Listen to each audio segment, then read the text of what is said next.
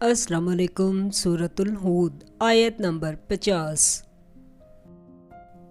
आउज़ बिल्लाहि मिनेश शैतानिर रजीम।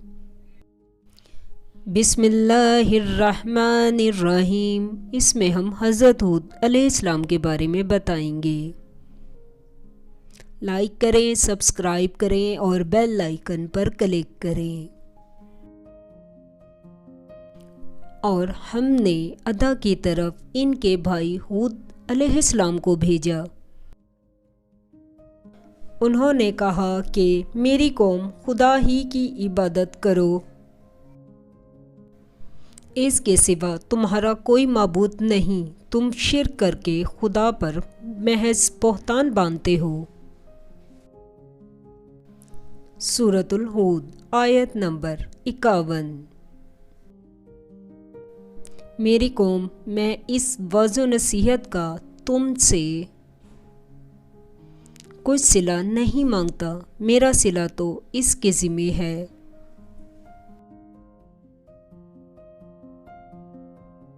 जिसने मुझे पैदा किया, भला तुम समझते क्यों नहीं। सूरतुल हूद आयत नंबर 52।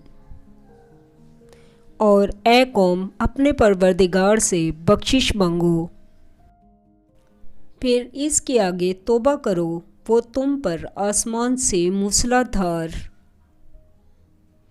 मी बरसाए और तुम्हारी ताकत बढ़ाएगा। और देखो, गुनाहगार बनकर रूगर्दानी ना करो।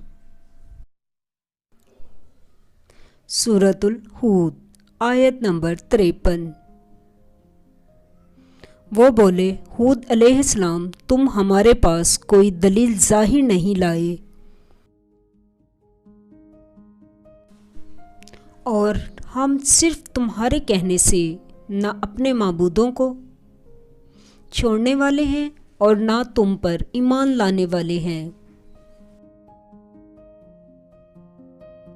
सूरतुल हूद आयत नंबर 54।